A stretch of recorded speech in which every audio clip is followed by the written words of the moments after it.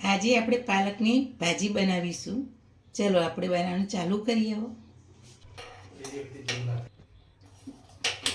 હવે ગેસ ચાલુ કરીને કઢાઈ મૂકીશું. આપણે પહેલા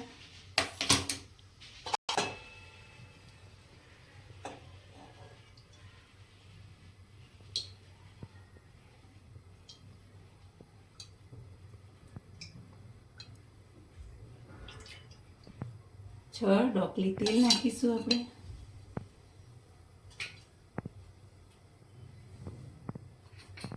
2 ચમચી જીરું નાખીશું.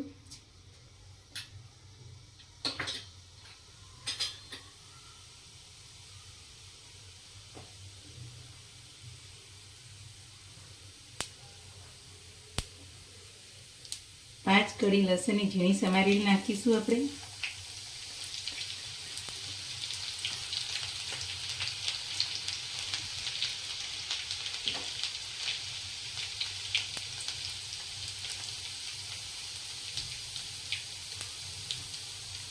ચપટી હિંગ નાખીશું.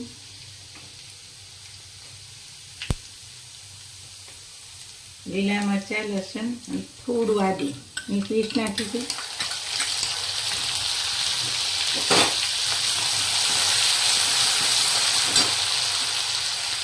કટ કરેલી ડુંગળી નાખીશું.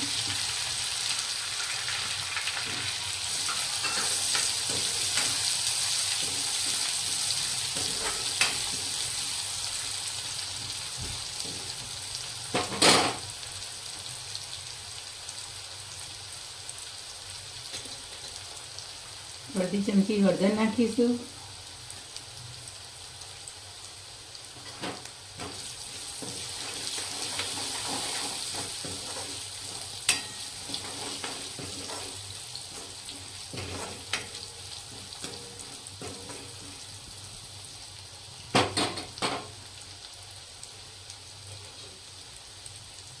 ડુંગળી આપણી થોડી સંતરાઈ જઈ હોય થોડું ટામેટાં નાખીશું. એક નાનું ટામેટું કટ કરેલું નાખીશું. આપણે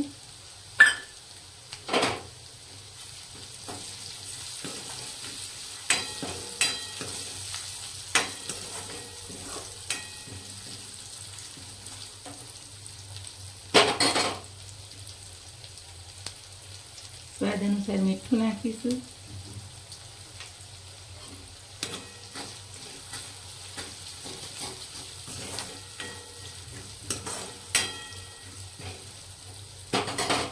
આપણે ટામેટાના સંતરાવા દઈશું થોડી વાર.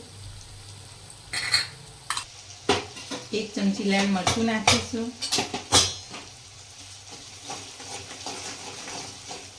બીજું આપણે પાલક નાખ્યા પછી નાખીશું. ધાણા જીરું, બીજું લાલ મરચું, બધું પાલકની ભાજી નાખ્યા પછી નાખીએ.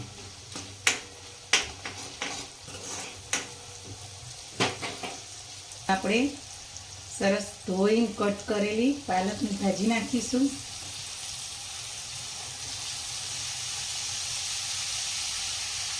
પાલક થોડો શેકાય એટલે ઉમાઈ જશે.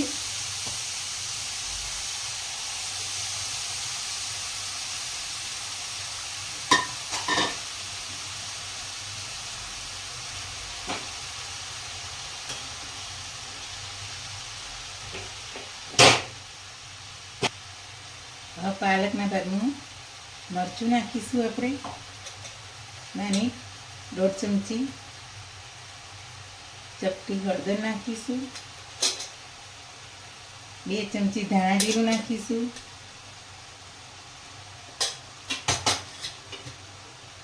મીઠું આપણે આગળ નાખીશું એટલે પાલકમાંથી છૂટું પડે એટલે 1 ચપટી જ નાખીશું મીઠાનો ભાગ. હવે થોડી વાર આપણે 1 મિનિટ સુધી થવા દઈશું. ઢાંકીને 1 મિનિટ થવા દઈશું.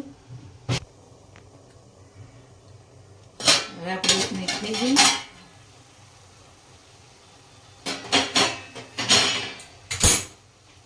આપણે મિક્સ કરી દઈશું આ રીતના.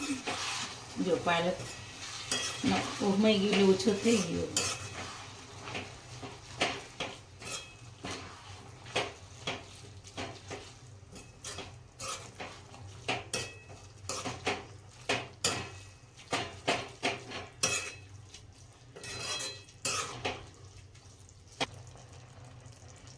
જો પાલકમાંથી પાણી અંદરથી છૂટે એટલે ભાજી આપણે ધીમા તાપે સરસ ચડવા દઈશું 2 મિનિટ સુધી. હવે આપણું પાલકનું શાક જોઈ લઈએ.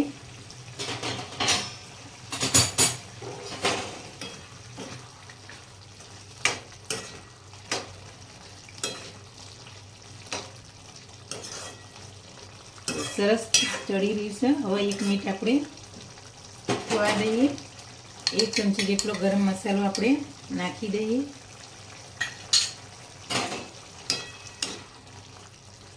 આ રોટલા જોડે, પરોઠા જોડે, ભાખરી જોડે સરસ પાલકની ભાજી લાગે.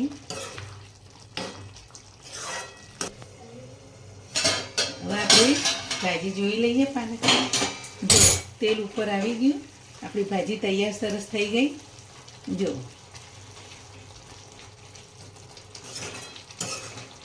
લચકેદાર મસ્ત ભાજી તૈયાર થઈ ગઈ.